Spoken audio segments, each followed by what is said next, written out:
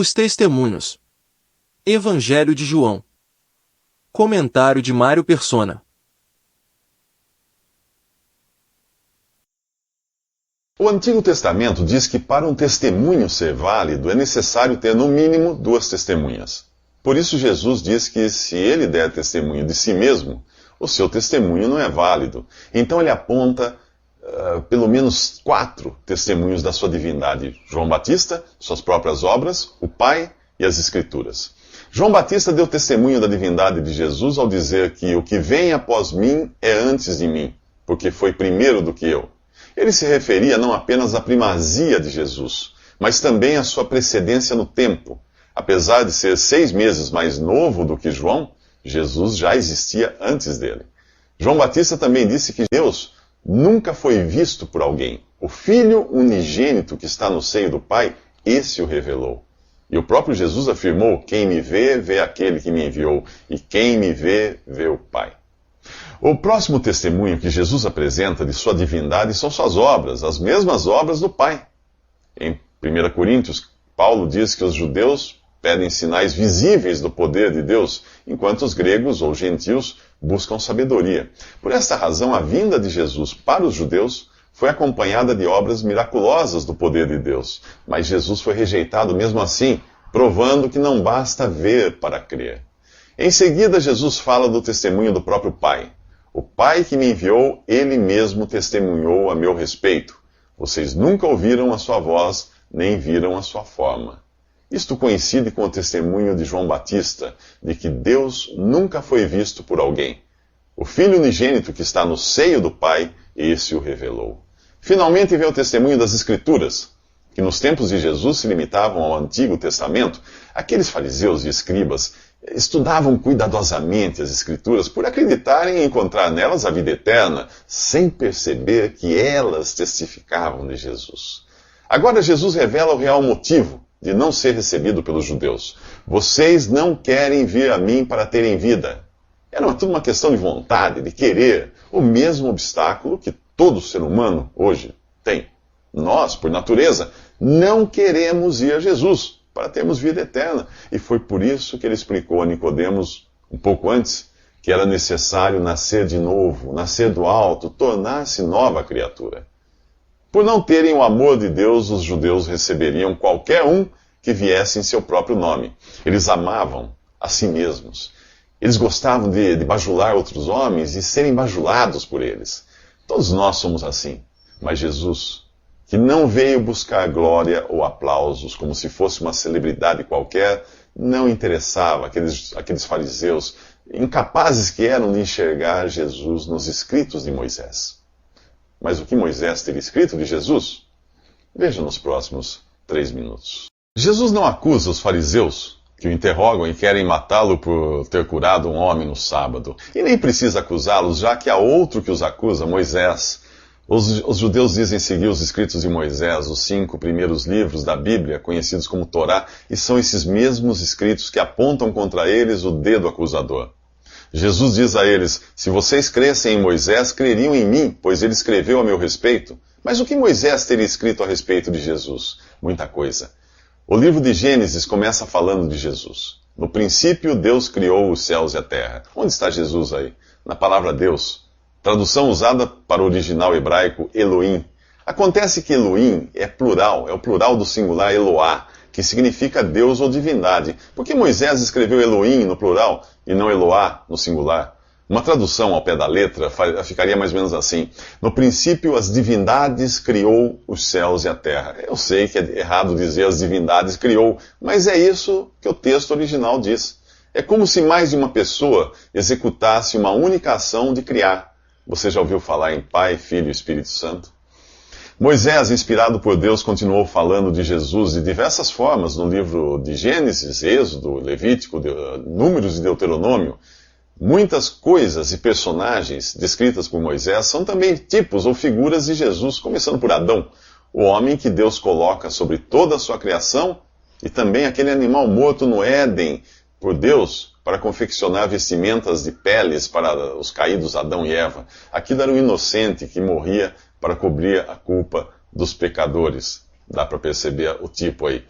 Outros tipos ou figuras de Jesus, de Cristo, são os animais e oferendas que você encontra na lei dada por intermédio de Moisés, que por sua vez também é uma figura de Jesus, como libertador. Antes dele, José, que foi vendido por seus irmãos e acabou se tornando o vice-rei de todo o Egito. Ele é uma figura magnífica de Cristo. O tabernáculo, aquela tenda que os israelitas usavam para adorar a Deus em sua peregrinação no deserto, é outro tipo, bem como a arca da aliança. Ok, sua lição de casa agora é ler no Antigo Testamento, procurando os tipos ou figuras de Jesus nas suas páginas. Existem também mensagens diretas, saídas da pena de Moisés, anunciando a vinda de Jesus, como as que aparecem no dos capítulos 15 e 18 de Deuteronômio. O ponto principal, porém, é que Jesus exige coerência da parte daqueles judeus, quando ele diz assim: se vocês crescem em Moisés, creriam em mim, pois ele escreveu a meu respeito. Visto, porém, que não creem no que ele escreveu, como crerão no que eu digo? A mesma pergunta pode ser feita aos que hoje se dizem cristãos e não creem nos escritos de Moisés. Se você acredita na teoria da evolução e não na criação que Moisés descreveu, como pode crer no que Jesus diz? Se você não crê no que Moisés escreveu sobre adorar imagens, como pode crer em Jesus? Se você não aceita o que Moisés disse sobre não invocar os espíritos dos mortos, como você diz que crê nas palavras de Jesus? Depois de fazer muitos milagres, Jesus é seguido por uma multidão mais interessada em comida do que em Deus. Ele diz àquelas pessoas que elas o procuravam não porque viram os milagres, mas porque comeram os pães e ficaram satisfeitas. Era evidente que se outro oferecesse um pão mais gostoso, elas não iriam atrás de Jesus. O objetivo dos sinais e milagres não era dar uma vida confortável àquelas pessoas com saúde permanente, pão de graça e alguns sermões da montanha cheios de palavras bonitas para entreter o intelecto. Não, o objetivo dos milagres era demonstrar que o Messias, o Criador e mantenedor de todas as coisas, estava bem ali, no meio deles. Você já parou para pensar nos motivos que levam você a buscar por Jesus?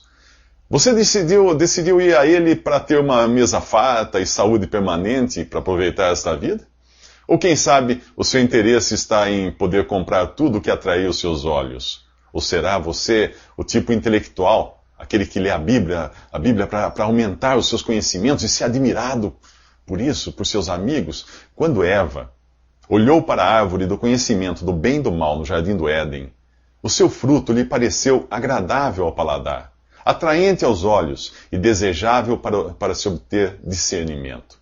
A primeira carta de João chama isso de cobiça da carne, cobiça dos olhos e soberba da vida. Quando Jesus foi tentado, Satanás o desafiou a transformar pedras em pães, para saciar sua fome. Também procurou encher os seus olhos com a visão da glória e riqueza dos reinos deste mundo. O desafio para que Jesus se jogasse do alto do templo lhe daria a oportunidade de provar que ele era o tal, pois os anjos voariam para socorrê-lo. Em tudo isso existe sempre a mesma promessa do diabo, de satisfazer as necessidades da carne, dos olhos e de fazer a pessoa sentir-se importante. Acaso não é a mesma ladainha que você escuta no rádio e na TV? Muitos fingem pregar o Evangelho, quando na verdade simplesmente repetem as tentações do Jardim do Éden.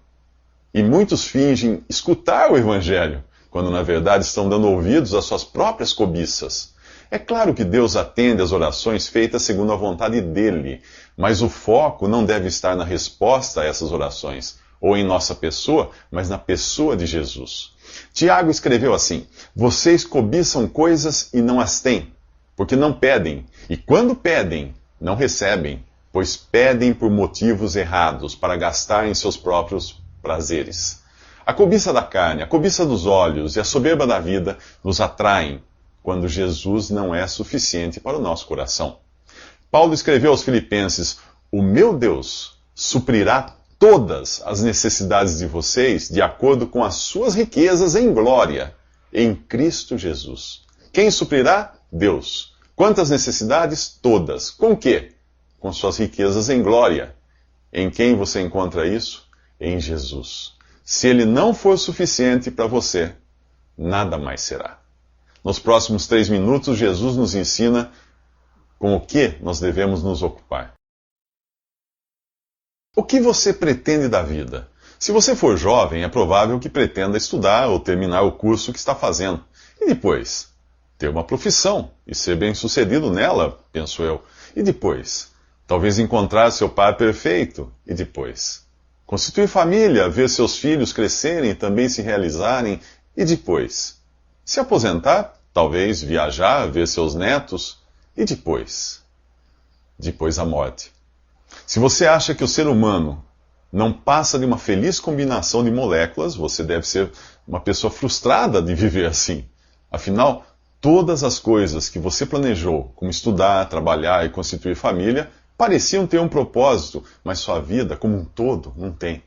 Ela não será mais do que um tique no relógio do tempo universal. Você e todos os seus esforços, planos e aspirações irão virar literalmente pó. Mas digamos que você seja daqueles que acreditam sim que existe algo depois da morte, porém prefere não pensar nisso. Será que você é igualmente relapso quando o assunto é investir seu dinheiro?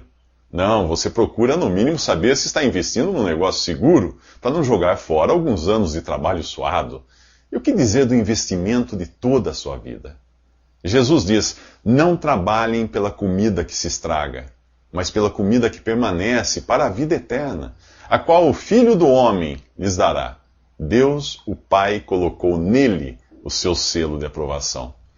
3 pontos importantes aí. Primeiro, tudo o que você faz nesta vida é passageiro. Segundo, existe uma vida eterna, sim. E terceiro, ela é recebida do Filho de Deus, Jesus, o qual Deus aprovou. Preocupado com isso, é provável que neste ponto você faça a mesma pergunta que é feita a Jesus no capítulo 6 do Evangelho de João. O que precisamos fazer para realizar as obras de Deus? Jesus responde assim: a obra de Deus é esta, crer naquele que ele enviou. Sabe o que chama a minha atenção nesta passagem? Que eles perguntam de obras, no plural, e Jesus responde de obra, no singular.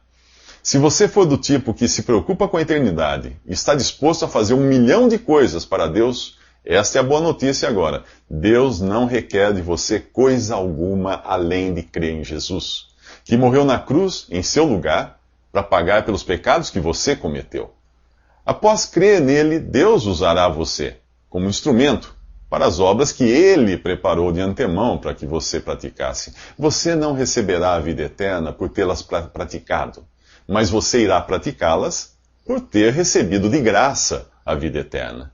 Trabalhar a vida inteira sem se preocupar com o que vem depois é tão inútil quanto trabalhar a vida inteira achando que isso lhe dará o direito de merecer a vida eterna. Já ouviu falar em graça? Pois é, desde quando algo recebido de graça é pago por algum tipo de esforço? Nos próximos 3 minutos, os incrédulos judeus voltam a bater na tecla dos sinais e milagres.